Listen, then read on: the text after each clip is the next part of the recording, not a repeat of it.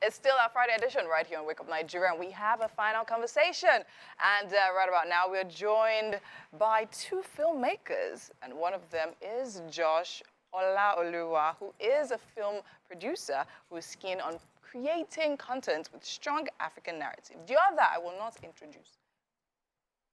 But let me just do that. So we have Orire Wani, an award-winning film director. They both definitely are good at telling the Nigerian story and then paving a way, done really great paving a way for themselves in the movie industry right here in Nigeria. Welcome to Wake Up Nigeria, Mr. Josh and this man.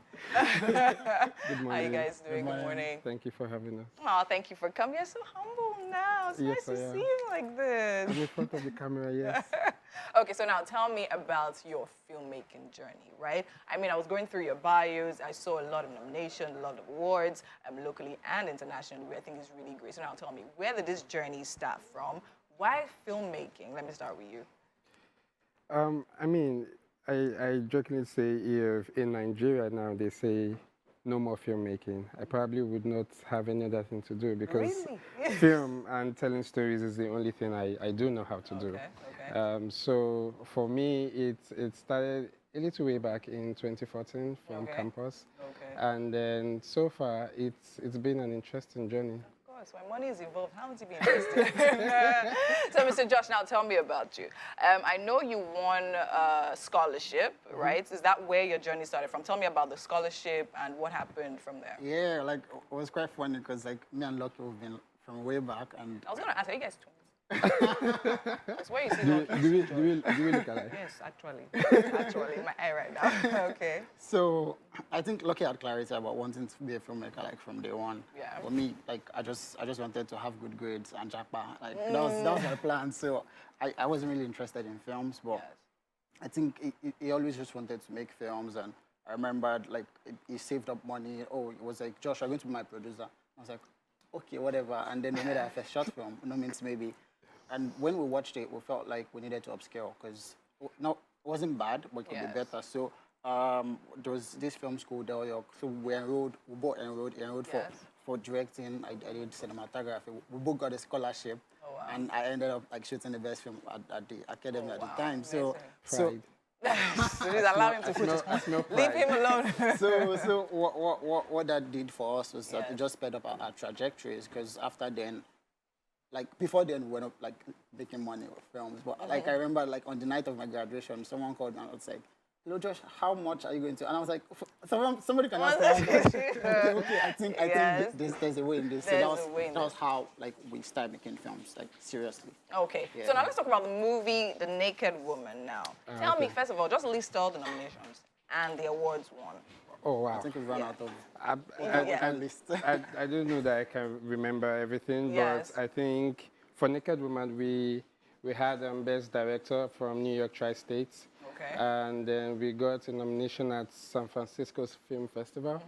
And then another nomination at the Florida Film Festival. Oh, wow. And then recently we have another nomination with IndieView here in Nigeria. We had our African premiere at Afrif. Yes, at Afrif. And then globally, the Smithsonian Museum, which is like the largest museum. So, yes, I heard. Just randomly reached out to us. We didn't even apply. Randomly. So now say no, you're rushing it. Calm down. Say it now. Let's understand it. So the largest museum in the world reached out to you, to have the movie Naked Woman screen. In celebration of Nigerian creativity and independence, and it was one of the only 3 short films in Nigeria. So one of the only three short films in Nigeria. You don't want that your bill is there. No, I get it now. Oh, well, so now tell me, how did that make you feel, and how did that make you? I mean, considering, where the Nigerian movie industry is now globally and all of that, having your movies as one of the only 3 globally from Nigeria. I mean, as a filmmaker, it is very important for our journey to see that, in fact, more important for us as indie filmmakers, to see that our content can travel. And it is not us trying to know someone who knows someone to put it in there. We were just at home one day when we saw the DM. It was initially a DM. People don't think it was a scam. That was a scam. Of course. Googled, and then we spent like 3 days Googling them to be sure that, and then it's an amazing feeling. Even till now that I talk about it, I still can't believe that that's happened to us because it was very important for our career. Yes, of That course. we were one of 3 short films, and we had a question and answer session there because the event happened in Washington D.C. It was really amazing.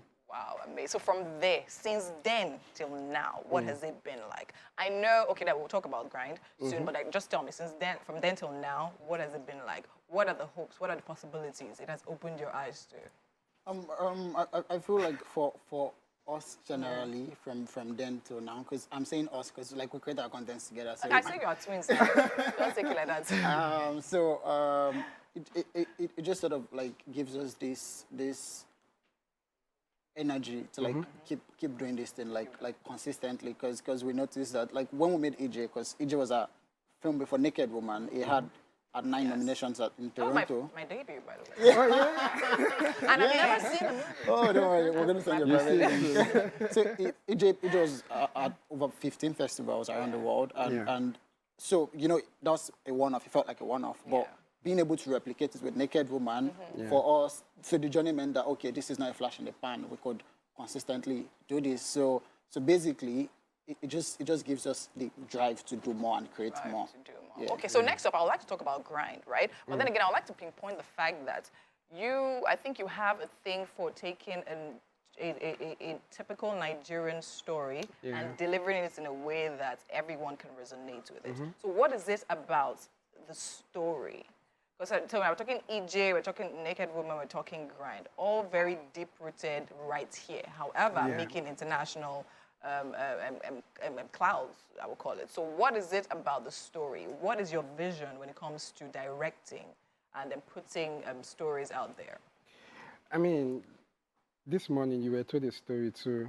The moment you wake up from waking up, going to the bathroom, preparing to come here, it's all a story. If you tell it to me, it becomes a story. So you want to write a movie about it? I think that Nigeria is surrounded by so many beautiful stories that are yet untold. So many locale stories, as we may want to call them.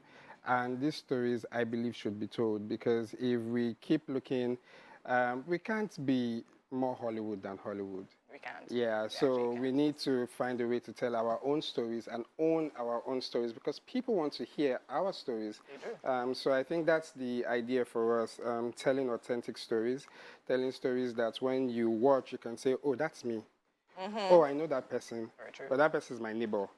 So I think across board with No Means Maybe, Naked Woman, EJ, Grind, that's all we've been trying to do, tell authentic stories. Authentic stories. Yeah. Amazing. So now tell me, Grind literally launched on Prime Video. Today. Yeah, today. Yeah, Why did this people say yesterday? So today, I heard shooting the movie, I was with a lid, I had a chat with her. I heard shooting of that movie was wild.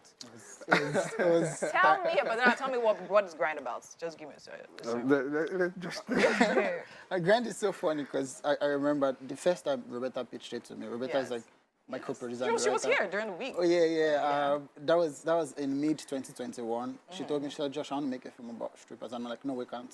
Like there's no way we can do that. Why was that your first reaction? Because the scale at the time, like the idea looked. it's not something we could have It pulled didn't look off. like what we could pull off. Like I was scared, and then she sent me an outline, and I saw it, and I was like, okay, maybe we could actually do this. And Lucky was like, let's do this, and on set, like we had 15 days to film like this entire series. So I remember on some days I'll just go to the like toilet and just like stare like how are we gonna do this? But it was wild. It was rewarding because the entire crew, none of the entire crew members was up to 30 years old. It was everybody in their 20s. So it was like You guys were just having fun. yeah. But sort of.